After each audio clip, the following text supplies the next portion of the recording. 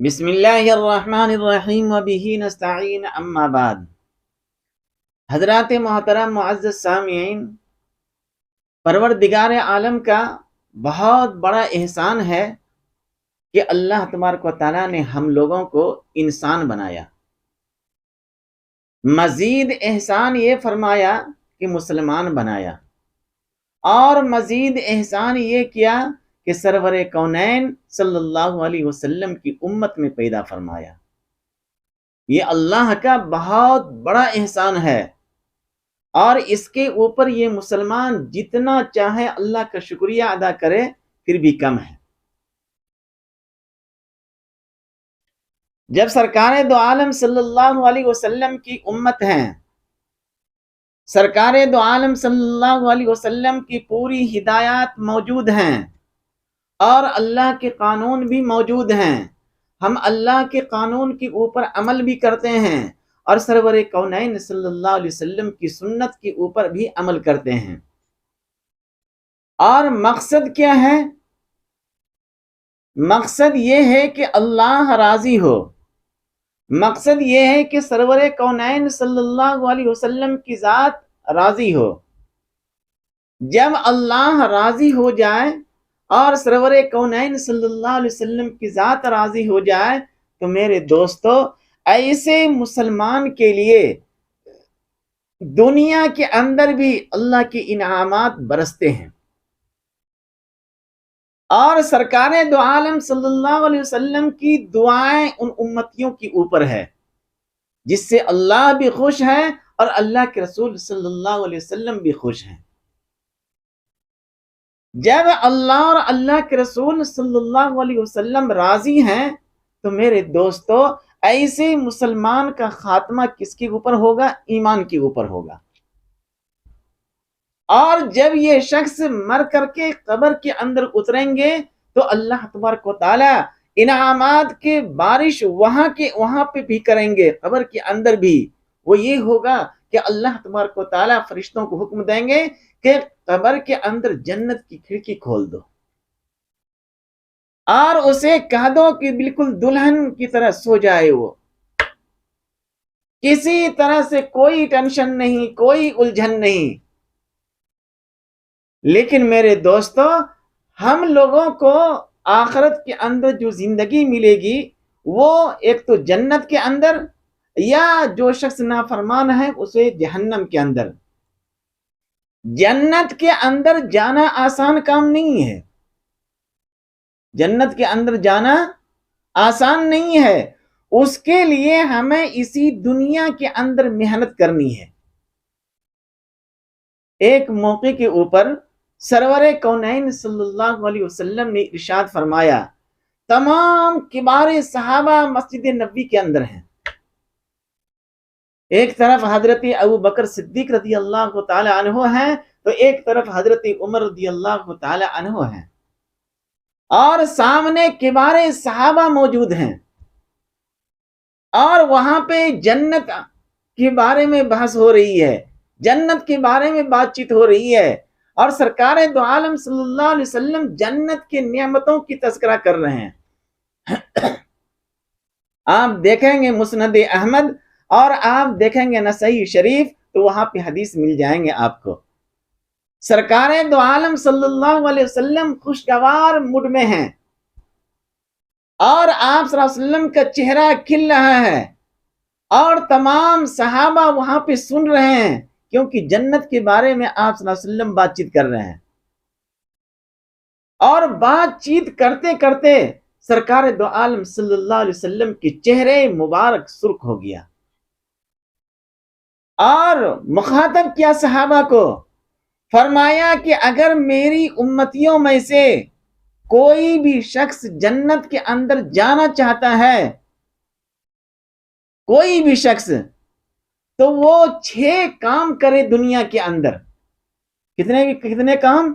6 کام، فرائض وغیرہ کے علاوہ، نماز ہے، روزہ ہے، حج ہے، زکوٰۃ ہے، ان ساری چیزوں کے علاوہ سرکار دو عالم صلی اللہ علیہ وسلم نے فرمایا کہ اگر کوئی شخص یہ 6 چیز ایسی ہے اگر وہ اپنی زندگی کے اندر داخل کر لے تو فرمایا کہ یہ محمد اسے جنت میں جانے کی گارنٹی دیتا ہے، ضمانت دیتا ہے۔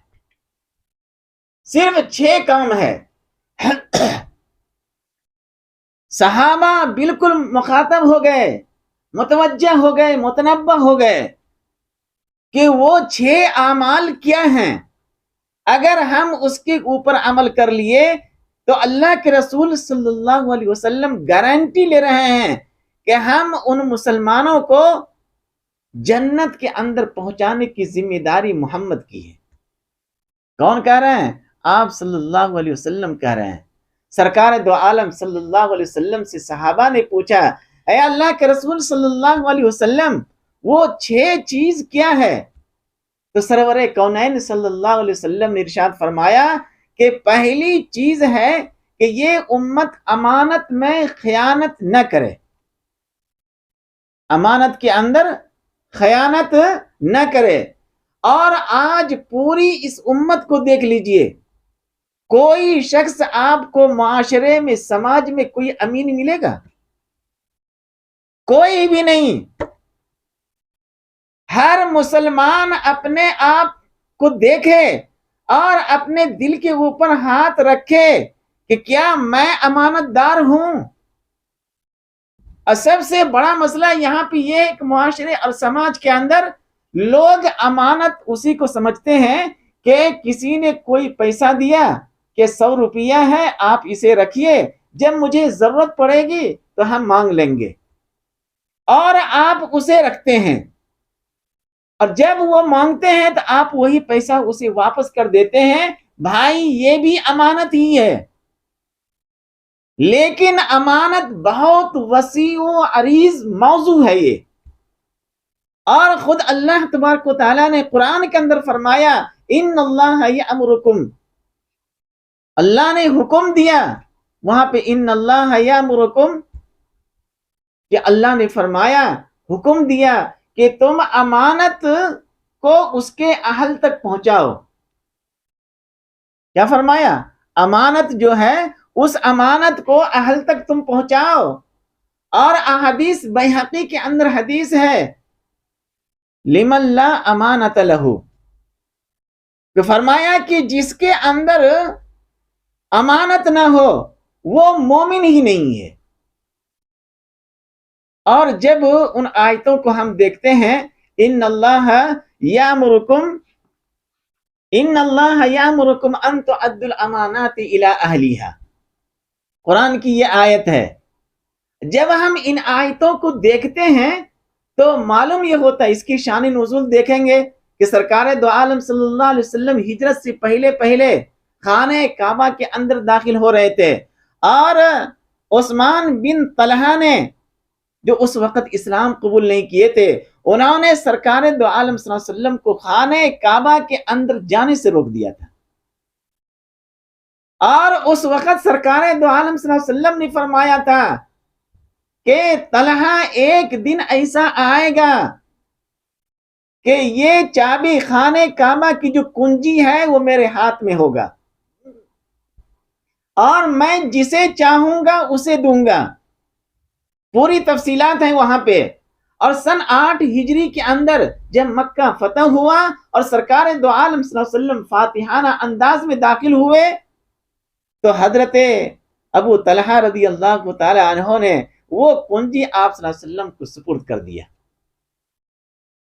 اس موقع کے اوپر حضرت عمر رضی اللہ تعالی عنہ فرماتے ہیں، ان اللہ یامرکم ان تؤدوا الامانات الی اہلیہا، یہ آیت خانہ کعبہ کے اندر نازل ہوئی، اور جب آپ صلی اللہ علیہ وسلم نکلے وہاں سے تو یہ آیت آپ صلی اللہ علیہ وسلم کی زبان مبارک کے اوپر تھی۔ وہاں پہ معلوم یہ ہو رہا ہے کہ یہ امانت پھر اسی کو لوٹا دی جائے، چنانچہ وہ کنجی آپ صلی اللہ علیہ وسلم نے حضرت ابو طلحہ رضی اللہ تعالی عنہ ہی کو واپس کر دیا۔ یہ پوری تفصیلات ہیں وہاں پہ۔ تو معلوم یہ ہو رہا ہے جنت کی ضمانت آپ صلی اللہ علیہ وسلم دے رہے ہیں، اور فرما یہ رہے ہیں کہ ان کے اندر سب سے پہلی 6 چیزوں میں پہلی چیز وہ ہے امانت. اور امانت کا مفہوم بہت وسیع ہے. تجارت کے اندر امانت، گھروں کے اندر امانت، مشورے کے اندر امانت، آج کہیں بھی ہے، عہدے کے اندر امانت. اب دیکھ لیجئے مسجد کی کمیٹی کو دیکھ لیجئے آپ. مسجد کے جو کمیٹی ہوتے ہیں اور صدر اور سیکریٹری ہم اس کو بناتے ہیں جس کے پاس پیسہ زیادہ ہو، چاہے وہ امانت دار ہو یا نہ ہو. تو میرے دوستو یہاں امانت میں خیانت ہو رہی ہے، اور ایسے لوگ امین نہیں ہوں گے. اس وجہ سے میرے دوستو امانت دار بنے آپ. ہر موڑ کے اوپر، گھروں کے اندر رہیں گے وہاں پہ بھی امانت دار بنے. ہاں، ماں بھی ہے، بیوی بھی ہے، بچے بھی ہیں، بہن بھی ہے، وہاں پہ امانت دار بنے آپ. کسی طرح سے کسی کا حق ضائع نہ ہو تو سمجھا یہ جائے گا کہ یہ امین ہے. آپ دوستوں کے درمیان رہیں وہاں امانت دار رہیں. آپ تجارت کر رہے ہیں وہاں امانت دار رہیں. مسجد کے اندر رہیں وہاں امانت دار رہیں. یعنی ہر موڑ کے اوپر آپ امانت دار امین بن کر کے رہیں گے. تو ایسے امین شخص کو سرکار دو عالم صلی اللہ علیہ وسلم نے جنت کے اندر پہنچانے کی ذمہ داری خود لی ہے. ام حسبتم ان تدخلوا الجنت، تمہارا کیا خیال ہے کہ تم جنت میں ایسے ہی چلے جاؤ گے؟ قرآن نے کہا ہے. لیکن میرے دوستو ہم اللہ کی بندگی کرتے ہیں، سرکار دو عالم صلی اللہ علیہ وسلم کی سنت کے اوپر عمل کرتے ہیں. یہ اس وجہ سے اللہ کی ذات راضی ہو. جب اللہ اور اللہ کے رسول راضی ہوں گے تو آخرت کی جو زندگی ہے اور ہمیشہ ہمیش کی جو زندگی ہے، میرے دوستو وہاں پہ اللہ تبارک و تعالی جنت عطا فرمائیں گے. اور جنت کے اندر وہ تمام چیزیں ہوں گے. قرآن نے کہا وَلَكُمْ فِيهَا مَا تَشْتَهِي أَنفُسَكُمْ وَلَكُمْ فِيهَا مَا تَدَّعُونَ. جتنی بھی خواہشیں آپ کی ہوگی ہر خواہش وہاں پہ پوری کی جائے گی. تو میرے دوستو آج پوری امت کو چاہیے کہ ہر موڑ کے اوپر وہ امین بنے، امانت دار بنے. وہ کیا بنیں گے؟ امین بنے. اور آج معاشرے اور سماج میں کوئی بھی ایک شخص بھی مجھے بتا دیجئے جو امین ہو. اچھے خاصے معلوم ہوتا ہے کہ بہت پرہیزگار، تقوی کے اوپر زندگی ہے، لیکن میرے دوستو امانت دار نہیں ہے. اور اگر آپ امانت دار نہیں بنیں گے آپ کی زندگی میں نماز بھی ہے، ساری چیزیں ہیں، میرے دوستو آپ جنت میں تو جائیں گے لیکن جہنم سے ہو کر کے جانا پڑے گا. آ رہی بات سمجھ میں؟ کہاں سے؟ جہنم سے. اس وجہ سے میرے دوستو اگر ہم اللہ کے حکموں کے اوپر عمل کرتے ہیں تو سرکار دو عالم صلی اللہ علیہ وسلم کی سنت کو فالو کرتے ہیں تو مجھے امانت دار بھی بننا پڑے گا. ایک موقع کے اوپر سرور کونین صلی اللہ علیہ وسلم نے ارشاد فرمایا صحابہ سے، صحابہ نے پوچھا آپ صلی اللہ علیہ وسلم سے، اے اللہ کے رسول صلی اللہ علیہ وسلم، آپ کے امتیوں میں سب سے زیادہ امانت دار کون شخص ہیں؟ ایک روایت. دوسری روایت یہ ہے کہ اللہ تبارک و تعالی اللہ پوچھیں گے اپنے حبیب سے، اے محمد صلی اللہ علیہ وسلم، آپ کے امتیوں میں سب سے زیادہ امانت دار شخص کون ہے؟ تو حدیث کے اندر آتا ہے کہ سرکار دو عالم صلی اللہ علیہ وسلم فرمائیں گے ہمارے امتیوں میں سب سے زیادہ امانت دار شخص حضرت ابو عبیدہ ابن جراح رضی اللہ تعالی عنہ ہے. بہت بڑے امین تھے وہ، اور امانت دار اور امین سے مشہور تھے وہ مدینہ کے اندر. کون؟ حضرت ابو عبیدہ ابن جراح رضی اللہ تعالی عنہ. آج پوری امت کو چاہیے کہ وہ امانت دار بنے. اور فرمایا کہ جب اللہ تبارک و تعالیٰ پوچھیں گے کہ آپ کے امتیوں میں سب سے بڑا ظالم کون شخص تھا، سب سے بڑا ظالم،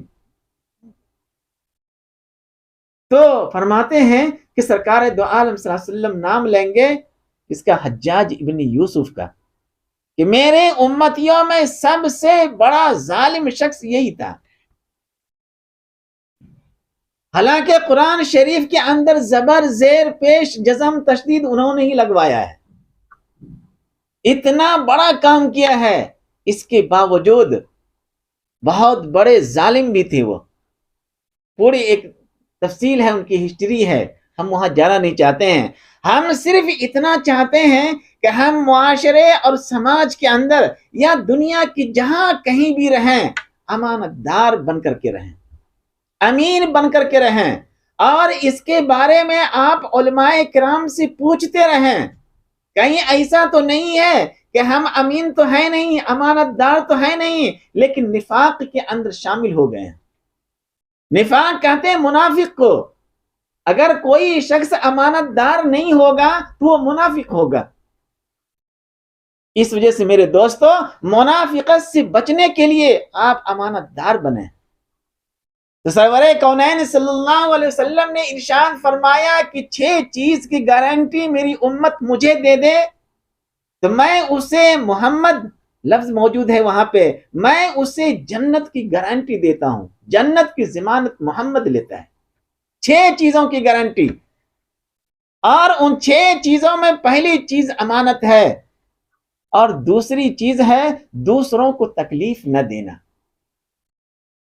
آج ایک مسلمان دوسرے مسلمان کو جتنا تکلیف پہنچاتا ہے اس سے زیادہ کوئی اور تکلیف نہیں پہنچاتا ہے. آپ دیکھ لیجئے. اور خود یہ امت جتنا آپ صلی اللہ علیہ وسلم کو تکلیف پہنچا رہا ہے اتنا کوئی دشمنان اسلام بھی تکلیف نہیں پہنچاتا ہے. میرے بھائی، جیسے کہ سرکار دو عالم صلی اللہ علیہ وسلم نے ارشاد فرمایا، نماز میری آنکھوں کی ٹھنڈک ہے. اگر یہ امت نماز نہ پڑھے، فرائض کو ادا نہ کرے، تو اس کا مطلب یہ ہے کہ ہم خود نعوذ باللہ من ذالک سرکار دو عالم صلی اللہ علیہ وسلم کی آنکھوں کی ٹھنڈک کو ضائع کر رہے ہیں. اگر آپ کے آنکھ میں ایک تنکا آ جائے تو رات میں نیند آئے گی؟ نیند کب آتی ہے؟ کسی ڈاکٹر، ماہر ڈاکٹر سے پوچھئے رات میں نیند کب آتی ہے؟ جب آپ کے آنکھوں کو ٹھنڈک پہنچے. جب آپ کے آنکھوں کو ٹھنڈک نہیں پہنچے گے آپ کو نیند نہیں آئے گی. اور ہم آپ صلی اللہ علیہ وسلم کی آنکھوں کی ٹھنڈک کو ضائع کر رہے ہیں تو تکلیف پہنچا رہے ہیں نہیں پہنچا رہے ہیں؟ تو میرے دوستو، یہاں تو آپ صلی اللہ علیہ وسلم نے فرمایا کہ کوئی شخص کسی دوسرے انسان کو تکلیف نہ پہنچائے، میری ذات سے کسی کو تکلیف نہ ہو، کسی بھی انسان کو. اور اگر کسی انجانے میں تکلیف پہنچی ہے تو آپ فوری معافی مانگ لیجیے. اور سرکار دو عالم صلی اللہ علیہ وسلم کہہ رہے ہیں اگر معافی مانگنے میں تمہاری تذلیل ہوتی ہے، تمہاری عزت کم ہو جاتی ہے، تو اس محمد سے وہ عزت لے لینا. کون کہہ رہے ہیں؟ آپ صلی اللہ علیہ وسلم کہہ رہے ہیں. اور اس کے باوجود معاشرے میں دیکھیے، بھائی بھائی کو تکلیف پہنچا رہے ہیں، پڑوسی پڑوسی کو تکلیف پہنچا رہے ہیں، سماج کے اندر ایک دوسرے کو تکلیف پہنچا رہے ہیں. کبھی ایسی کڑوی باتیں بول دیتے ہیں جس سے دل چھلنی چھلنی ہو جاتا ہے. آ رہی بات سمجھ میں؟ تو کیا کریں گے؟ ہم کسی کو تکلیف نہیں پہنچائیں گے. مجالس ابرار ایک کتاب ہے، اس کے اندر سوال کیا گیا کہ نیک لوگ کون ہیں؟ وہاں پہ لکھا ہوا ہے کہ نیکوکار وہ ہیں جو کسی چونٹی کو بھی تکلیف نہ پہنچاتا. جائے کہ ایک انسان ایک دوسرے انسان کو تکلیف پہنچائے کسی طرح سے بھی. اگر آپ تکلیف پہنچانے والوں میں سے ہیں تو میرے دوستو کوئی گارنٹی نہیں ہے، آپ صلی اللہ علیہ وسلم کی طرف سے کوئی گارنٹی نہیں ہے کہ آپ جنت میں جائیں یا جہنم میں جائیں. آ رہی میری بات سمجھ میں؟ تو کیا کریں گے؟ پہلے نمبر پہ امانت دار بنیں گے، اور دوسرے نمبر پہ کسی کو بھی تکلیف نہیں پہنچائیں گے، کسی کو بھی نہیں. دوسروں سے تکلیف پہنچ جائے مجھے، آپ اسی وقت معاف کر دیجئے، اس کو رکھیے نہیں. اور بعض لوگ زیادہ تکلیف پہنچاتے ہیں. اگر آپ کے اندر برداشت کرنے کا مادہ ہے تو برداشت کیجئے، اور اگر برداشت نہیں کر سکتے ہیں تو رات کے آخری حصے میں وضو کیجئے، مصلی بچھائیے اور 2 رکعت نماز پڑھیے اور اللہ کے دربار میں ہاتھ اٹھا دیجئے. دیکھیے پھر کیا حشر ہوتا ہے. لیکن میرے دوستو، کسی کو بددعا دینا یہ بھی صحیح نہیں ہے. تو دوسرے نمبر پہ کیا فرمایا؟ دوسروں کو تکلیف مت دینا. اس بات کی گارنٹی مجھے دو. تو یہ محمد جنت کی گارنٹی دے رہا ہے تمہیں. اب جب سرکار دو عالم صلی اللہ علیہ وسلم گارنٹی دے رہے ہیں تو اس امت کو چاہیے کہ اسے لے لے. تیسرے نمبر پہ آپ صلی اللہ علیہ وسلم نے فرمایا کہ ہمیشہ سچ بولنا. کیا فرمایا؟ علیکم بالصدق، ہمیشہ سچ بات کہنا، چاہے سچ بولنے میں تمہارا دنیاوی نقصان کیوں نہ ہو جائے. آ رہی بات سمجھ میں؟ ہمیشہ سچ. لیکن آج مسلمانوں کو دیکھیے، پہلے زمانے کے اندر غیر بولا کرتے تھے کہ مسلمان بہت امانت دار ہوتے ہیں اور ہمیشہ سچ بولتے ہیں، زبان سے جو کچھ بھی بول دیے اس کے اوپر قائم رہتے ہیں. لیکن آج کے مسلمان کو دیکھیے، پوری دنیا کے غیر آج مسلمانوں کے اوپر بھروسہ نہیں کرتے ہیں، اور وہ یہ کہتے ہیں ڈنکے کی چوٹ کے اوپر کہ اسلام سب سے اچھا مذہب ہے، اسلام سب سے سچا مذہب ہے. لیکن اگر بدترین کوئی قوم ہے تو وہ مسلمان ہے. آ رہی میری بات سمجھ میں؟ تو ہم لوگ کیا کریں گے؟ کبھی بھی بات کریں گے تو بات کے اندر سچائی ہو. اگر کسی طرح سے کوئی وعدہ کریں گے تو وعدہ خلافی نہیں کریں گے. سرکار دو عالم صلی اللہ علیہ وسلم نے ایک مرتبہ بڑے درد کے ساتھ، قلق کے ساتھ اندر سے فرمایا کہ میری امت بڑے سے بڑے گناہ کر سکتے ہیں، گناہوں کے اندر ملوث ہو سکتے ہیں، وہ بڑے سے بڑے گناہ، لیکن 2 چیز ایسی ہے جو میری امت اس کے اندر پڑے گی ہی نہیں. کون کہہ رہے ہیں؟ آپ صلی اللہ علیہ وسلم کہہ رہے ہیں اپنی امت کے بارے میں، میری امت سے بڑے گناہ ہو سکتے ہیں، لیکن 2 گناہ ایسے ہیں جو میری امت یہ گناہ نہیں کرے گی. کتنا بھروسہ کیا اپنی امت کے اوپر آقا مدنی صلی اللہ علیہ وسلم نے. صحابہ نے پوچھا اللہ کے رسول صلی اللہ علیہ وسلم وہ 2 چیز کیا ہے؟ فرمایا بڑے سے بڑے گناہ کریں گے لیکن 2 گناہ نہیں کریں گے. ان میں سے ایک ہے اللہ کے ساتھ شرک نہیں کریں گے. کیا فرمایا؟ اللہ کے ساتھ کبھی بھی شرک نہیں کریں گے. شرک بہت وسیع موضوع ہے. بعض لوگ شرک جلی نہیں کرتے ہیں، بڑا شرک نہیں کرتے ہیں، لیکن شرک خفی کے اندر مبتلا ہو جاتے ہیں. وہ آپ سیکھیے علماء کرام سے شرک کی کتنی قسمیں ہیں، اور شرک جلی ہے تو کیا ہے اور شرک خفی ہے تو کیا ہے، ورنہ آپ مشرک بن کر کی زندگی گزاریں گے اور اپنے آپ کو ٹوپی پہن کر کے سمجھتے رہیں گے کہ ہم مسلمان ہیں. آ رہی میری بات سمجھ میں؟ اس وجہ سے میرے دوستو، اللہ کے رسول صلی اللہ علیہ وسلم نے فرمایا میری امت بڑے سے بڑے گناہ کریں گے لیکن 2 گناہ نہیں کریں گے. ایک ہے کیا ہے؟ اللہ کے ساتھ شرک نہیں کریں گے، اور دوسری چیز یہ ہے کہ میری امت کبھی جھوٹ نہیں بولے گی. کتنے اعتماد کے ساتھ، کتنے یقین کے ساتھ آقا مدنی صلی اللہ علیہ وسلم اپنی امت کے بارے میں کہہ رہے ہیں. اور آج پوری امت کو دیکھیے، چہرے سے معلوم ہوتا ہے کہ کوئی چور ہے، چہرے سے معلوم ہوتا ہے کہ منافق ہے، چہرے سے معلوم ہوتا ہے کہ مشرک ہے، چہرے سے معلوم ہو رہا ہے. دیکھیے معاشرے سماج کے اندر، بازار کے اندر جا کے پہچان نہیں پائیں گے آپ کی مسلمان ہے. کبھی سلام کر دیا تو معلوم ہوتا ہے کہ مسلمان ہے، ورنہ پہچاننے میں نہیں آتے ہیں، نہ شکل سے، نہ عقل سے، نہ صورت سے، نہ کپڑے سے، کسی بھی چیز سے نہیں، اور بات سے تو بالکل نہیں. بات سے معلوم ہوتا ہے کہ کوئی منافق ہے. یہ ہیں آج کے مسلمان. تو کیسے آپ جنت میں جائیں گے؟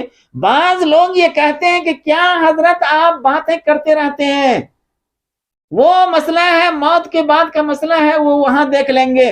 ایسا الفاظ استعمال کرنے والا شخص وہ مسلمان ہے ہی نہیں، دائرے اسلام سے خارج ہے۔ آ رہی میری بات سمجھ میں؟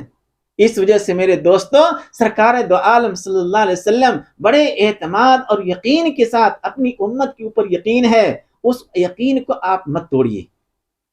کتنی تکلیف ہوگی، باپ نے کوئی حکم دیا اور بیٹا اس کو نہ مانے، وہ جائز حکم شریعت کے اندر رہ کر کے حکم دیا باپ نے، ایسا حکم باپ دے جو شریعت سے باہر کی ہو تو اس کو ماننا ضروری نہیں ہے۔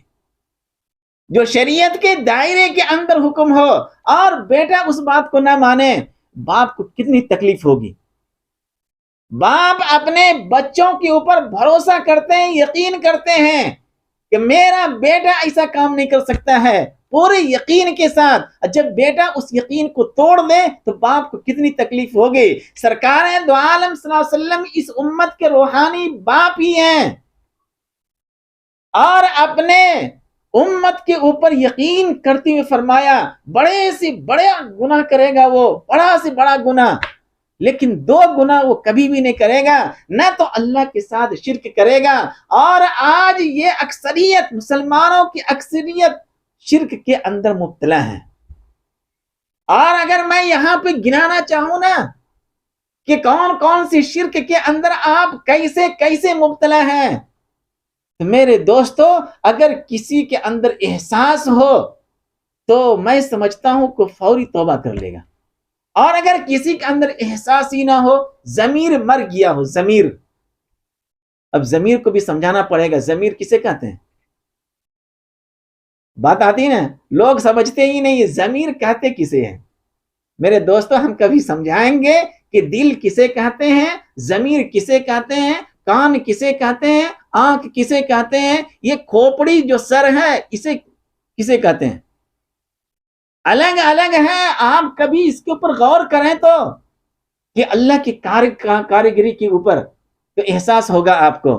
تو میرے دوستو سرور کونین صلی اللہ علیہ وسلم نے جس یقین کے ساتھ اپنی امت کے بارے میں فرمایا، ہمیں چاہیے کہ ہم اس یقین کو توڑے نہیں، تب جا کر کے اللہ کے رسول صلی اللہ علیہ وسلم راضی ہوں گے۔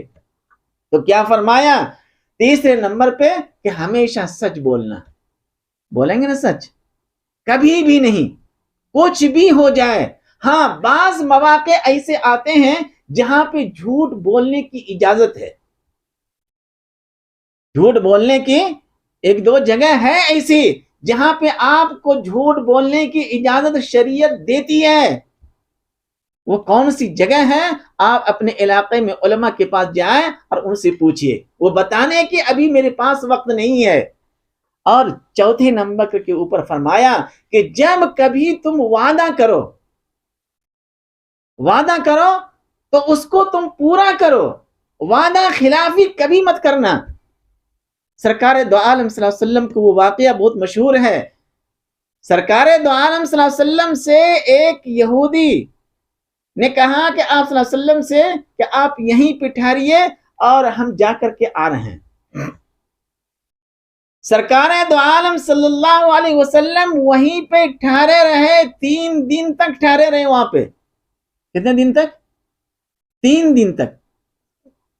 جب اس کو کسی نے جا کر کے کہا تو وہ دوڑتا ہوا آیا اور کہا میرے ماں باپ آپ کے اوپر قربان، اے اللہ کے رسول صلی اللہ علیہ وسلم میں بھول گیا تھا، اور اسی وقت کلمہ پڑھ کر کے ایمان کے اندر داخل ہو گیا۔ کوئی ٹھہرے گا 3 دن تک؟ اس وجہ سے میرے دوستو جب کبھی آپ کوئی بھی وعدہ کریں، کسی سے بھی وعدہ کریں، وعدہ خلافی نہ کریں، دھوکہ نہ دیں کسی کو۔ بعض لوگ انسان کو نہیں جانوروں کو بھی دھوکہ دے دیتے ہیں، اس کے اندر وہ تمام چیزیں داخل ہے، انسان ہو یا جانور ہو، کسی کو بھی آپ دھوکہ نہ دیں، کسی کو وعدہ خلافی نہ کریں۔ جیسے کہ حضرت امام بخاری رحمت اللہ علیہ، بخاری شریف نام جانتے ہیں نا، امام بخاری رحمت اللہ علیہ ایک حدیث کے سلسلے میں دوسرے شہر بہت دور سفر کیے ایک محدث کے پاس، اور وہاں پہ جا کے دیکھے وہ عالم جس سے حدیث کی سند لینے کے لیے گئے تھے، وہ دیکھ رہے ہیں کہ ایک جانور کو ایسے ہی ہاتھ ایسے کیے اور ہاتھ کے اندر کچھ بھی نہیں ہے. اس کو بلایا اور وہ بے زبان جانور سوچا ہوگا کچھ کھانے کے لیے دے رہا ہے، اور جیسے قریب آیا اس کو پکڑ کر کے باندھ دیا. امام بخاری رحمۃ اللہ علیہ واپس آ گئے. فرمایا کہ جو جانور کو دھوکہ دے سکتا ہے وہ حدیث کے معاملے میں امت کو بھی دھوکہ دے سکتا ہے. دیکھ رہے ہیں احتیاط. اس وجہ سے مسلمانوں کو چاہیے جب کبھی بھی آپ وعدہ کریں، چاہے کسی سے بھی وعدہ کریں، تو وعدہ خلافی نہ کریں. آپ اس کے اوپر قائم رہیں، آپ چاہے ہمارا نقصان کیوں نہ ہو. اب جیسے کہ ایک آدمی آیا، مفتی صاحب مجھے 100 روپیہ چاہیے. ہاں ٹھیک ہے، آپ صبح آ جائیے دے دیں گے. معلوم یہ ہوا کہ مفتی صاحب صبح ہے ہی نہیں گھر پہ. یہ غلط ہے یا نہیں ہے؟ آپ کیوں اس کو یقین دلائے کہ ہم صبح دے دیں گے؟ ورنہ آپ کو وعدہ ہی نہیں کرنا تھا، صاف انکار کر دینا تھا، میرے پاس بھائی نہیں ہے، میں نہیں دے سکتا ہوں، بات ختم. آ رہی میری بات سمجھ میں؟ تو سرکار دو عالم صلی اللہ علیہ وسلم نے فرمایا کہ میری امت میں سے جو شخص بھی 6 چیزوں کی گارنٹی مجھے دے گا، میں جنت میں پہنچانے کی گارنٹی اسے دیتا ہوں. اور ان میں سے چوتھے نمبر پہ کیا تھا؟ وعدہ کو پورا کرنا. اور 5ویں نمبر پہ ہے شرمگاہوں کی حفاظت کرنا. بہت اہم موضوع ہے. میں اسے اسٹیکر لگا کر کے اگر اس کے اوپر بولنا چاہوں تو مسلمانوں کی دھجیاں اڑا دوں گا. میں کوئی بھی مسلمان باقی نہیں رہے گا اس معاملے میں. اس وجہ سے میرے دوستو، آپ اپنی شرمگاہوں کی حفاظت کریں. اور مسلمانوں کو معلوم ہی نہیں ہے کہ شرمگاہوں کا حدود کہاں سے کہاں تک ہے. آ رہی میری بات سمجھ میں؟ آج امت کو معلوم ہی نہیں ہے. ہو سکتا ہے اللہ ماشاء اللہ کسی کو معلوم ہو. بھائی شرمگاہ کی حدود کہاں سے کہاں تک ہے تاکہ ہم اس کی حفاظت کریں. آپ علماء کرام سے جائیے اور تنہائی میں بیٹھ کر کے ان سے پوچھئے، یا آج کل موبائل کا زمانہ ہے آپ پوچھئے، ورنہ آپ اس گارنٹی کے اندر آئیں گے نہیں، اور سرکار دو عالم صلی اللہ علیہ وسلم جنت کی گارنٹی لیں گے ہی نہیں. آ رہی میری بات سمجھ میں؟ اس وجہ سے میرے دوستو، مسلمانوں کو معلوم کرنی چاہیے کہ شرمگاہ کا حدود کہاں سے کہاں تک ہے. کہاں سے کہاں تک سمجھ رہے کہ نہیں آپ؟ یا میں اس کو کھولوں؟ میں میرے دوستو، میں ہر چیز کو کھولنے کی اہلیت رکھتا ہوں. میں ہر لفظ کو توڑ توڑ کر کے آپ کے سامنے رکھ دوں گا. اس وجہ سے میرے دوستو، آپ شرمگاہ کی حفاظت کریں اور اس کی گارنٹی آپ صلی اللہ علیہ وسلم کو دیں، تو آپ صلی اللہ علیہ وسلم آپ کو جنت کی گارنٹی دے رہے ہیں. آری 5 نمبر ہو گیا. اور 6 نمبر کے اوپر سرکار دو عالم صلی اللہ علیہ وسلم نے فرمایا کہ ہمیشہ اپنی نگاہوں کو نیچی رکھنا. اور یہ ہو سکتا ہے راستہ چلتے ہوئے آپ نگاہوں کو نیچی کر لیجئے، تاکہ کسی بھی ایسی چیز کے اوپر میری نگاہ نہ پڑے جس کو دیکھنے سے اللہ اور اللہ کے رسول صلی اللہ علیہ وسلم نے منع فرمایا ہے. لیکن آج باہر دیکھنے کی کیا ضرورت ہے؟ موبائل کے اوپر ہی ہم دیکھتے رہتے ہیں. آ رہی میری بات سمجھ میں؟ اس وجہ سے میرے دوستو، آپ اپنی نگاہوں کی حفاظت کیجئے. اور یہ جو 6 چیزیں ہیں صرف مردوں کے لیے نہیں ہے، عورتوں کے لیے بھی ہے. اس وجہ سے عورت کو بھی چاہیے وہ امانت دار بنے، دوسروں کو تکلیف نہ دے، ہمیشہ سچ بولے، وعدہ خلافی نہ کرے، اپنی شرمگاہوں کی حفاظت کرے اور اپنی نگاہیں نیچی رکھے. برقع پہنے ہوئے رہتے ہیں لیکن ان کی نگاہیں نیچی نہیں رہتی ہے. دیکھ لیجیے آپ کو. اس وجہ سے میرے دوستو، قرآن نے بھی اس کے بارے میں پوری تفصیل سے بیان کیا ہے. یہ تو رہی جنت کی باتیں کہ لوگ انسان جنت میں جائیں گے، جس کے لیے سرکار دو عالم صلی اللہ علیہ وسلم نے صحابہ کرام سے مسجد نبوی کے اندر خطاب کرتے ہوئے فرمایا جو ان 6 چیزوں کی گارنٹی محمد کو دے گا صلی اللہ علیہ وسلم، محمد اسے جنت میں پہنچانے کی گارنٹی لیتا ہے۔ عمل کریں گے نا اس کے اوپر؟ بولے انشاءاللہ، ہاں انشاءاللہ عمل کریں گے۔ اب دوسری چیز یہ ہے کہ بعض لوگ ایسے ہیں جس کے اوپر جنت حرام ہے۔ جنت کیا ہے؟ حرام ہے۔ حضرت عبداللہ ابن عمر رضی اللہ عنہما وہ راوی ہیں، وہ بیان کر رہے ہیں کہ سرکار دو عالم صلی اللہ علیہ وسلم نے ارشاد فرمایا کہ 3 آدمی، 3 اشخاص ایسے ہیں جس کے اوپر جنت کیا ہے؟ حرام ہے، حرام۔ جنت کی خوشبو ہزاروں میل سے آ رہی ہوگی لیکن وہ خوشبو تک بھی نہیں پہنچیں گے۔ وہ 3 اشخاص کون کون ہوں گے؟ سرکار دو عالم صلی اللہ علیہ وسلم نے ارشاد فرمایا پہلے نمبر پہ وہ شخص جس کے اوپر جنت حرام کر دی گئی ہے وہ شراب پینے والا ہوگا۔ کیا فرمایا؟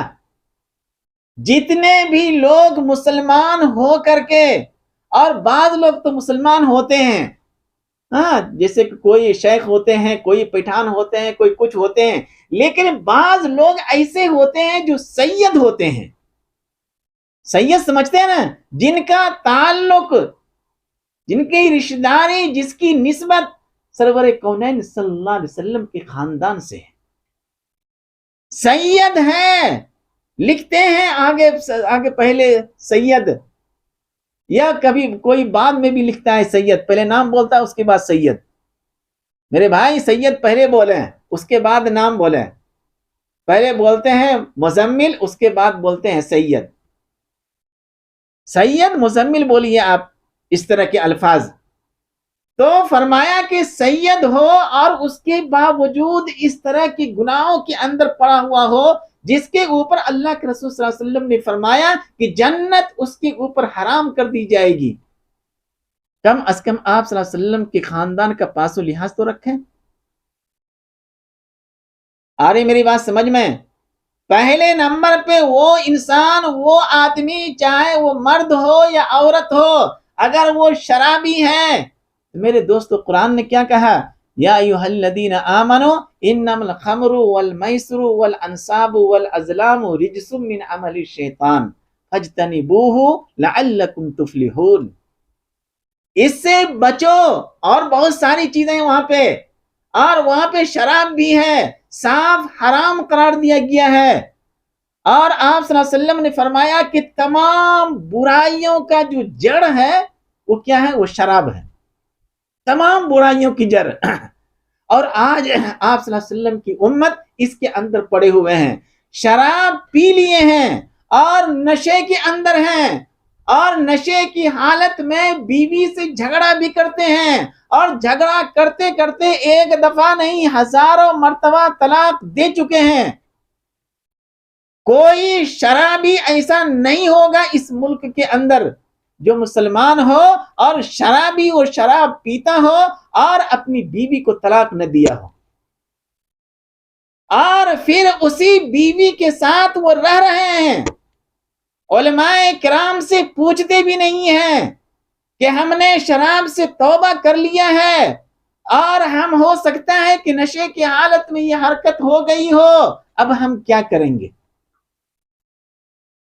سمجھ رہے ہیں میرے بات؟ اس وجہ سے سرکار دو عالم صلی اللہ علیہ وسلم نے فرمایا کہ شراب تمام برائیوں کی جڑ ہے، اور جو شراب پینے والا ہوگا اس کے اوپر جنت کیا کیجیے؟ حرام کر دی جائے گی، الا یہ کہ وہ انسان توبہ کر لے۔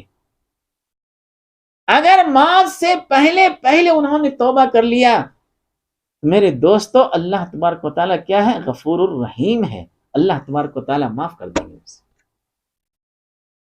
اور دوسرے نمبر پہ آپ صلی اللہ علیہ وسلم نے فرمایا کہ والدین کی جو نافرمان ہوں گے، والدین سمجھتے ہیں، یہ بھی نہیں سمجھتے ہیں لوگ، آج امت نہیں سمجھ رہے ہیں، آج امت یہ سمجھ رہے ہیں کہ ماں میری وہ ہے جس نے مجھے پیدا کیا ہے، اور باپ وہ ہے جو میری ماں کا شوہر ہے، ہسبینڈ ہے، وہ میرا باپ ہے، اتنا ہی سمجھتے ہیں۔ یہ صحیح نہیں ہے میرے دوست۔ باپ کتنے ہیں؟ 3 ہے. ماں کتنی ہے؟ 3 ہے. باپ کتنے ہوتے ہیں؟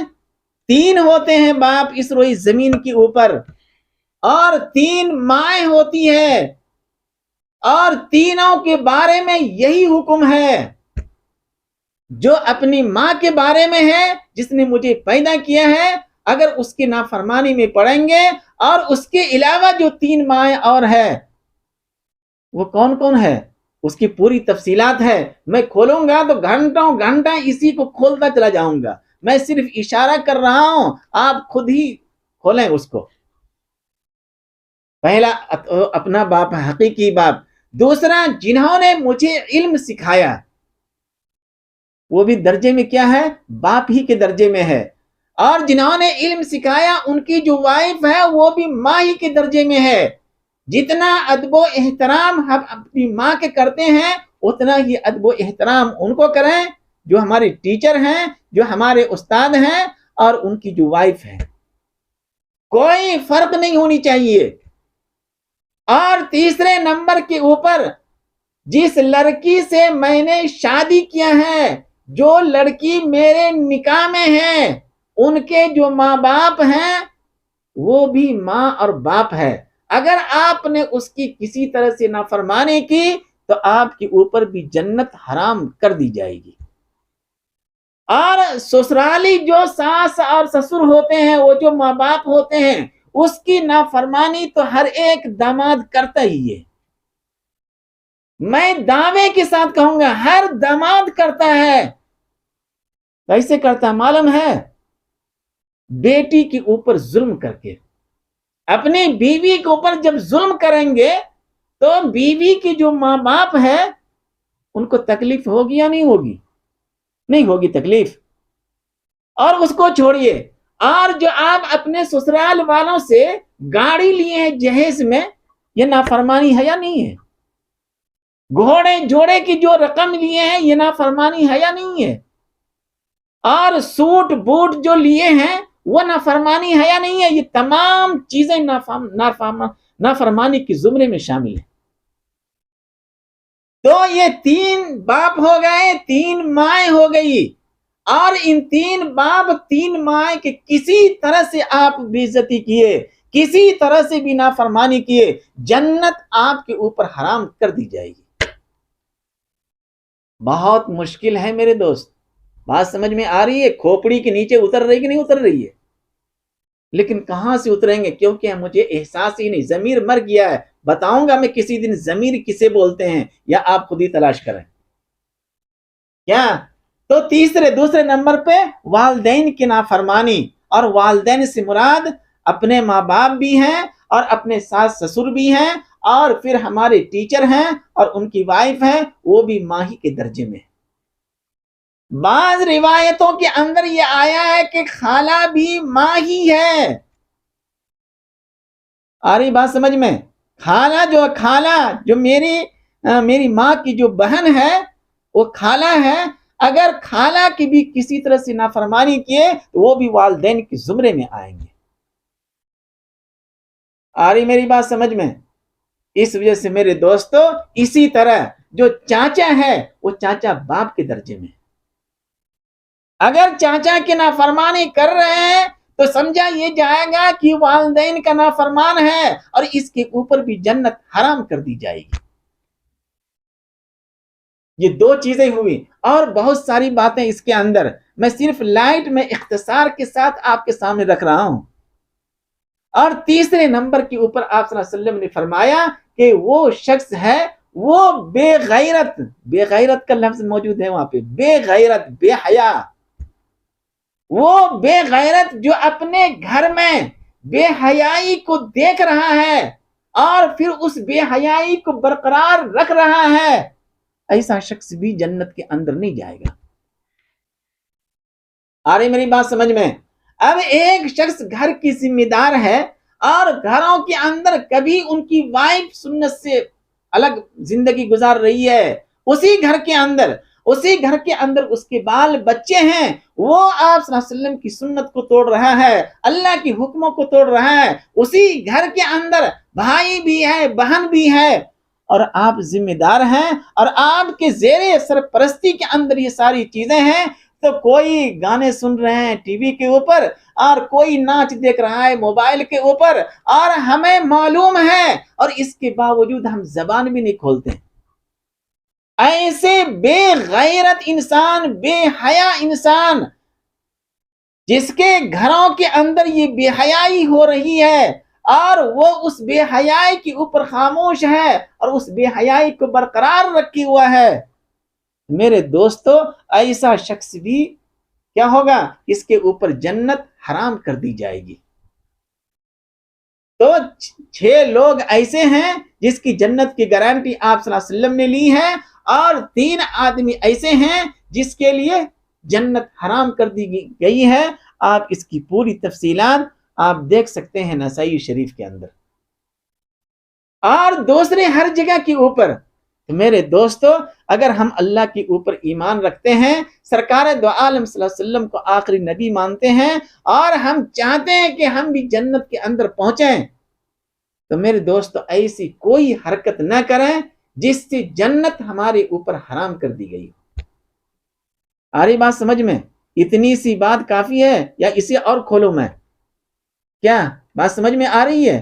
تو میرے دوستو آپ اسے اچھی طرح سے سنیں، اور اس میں اگر کوئی اور چیزیں مطالعہ کریں گے اور چیزیں شامل ہو جائے گی، اس کے اندر کتابوں کو دیکھیں گے، علماء کی صحبت کے اندر بیٹھیں گے، دین کو سمجھنے کی کوشش کریں گے، تو اور بہت ساری باتیں وہاں پہ آئے گی۔ دعا ہے کہ اللہ تعالی ہم لوگوں کو دین کی سمجھ عطا فرمائے، آمین۔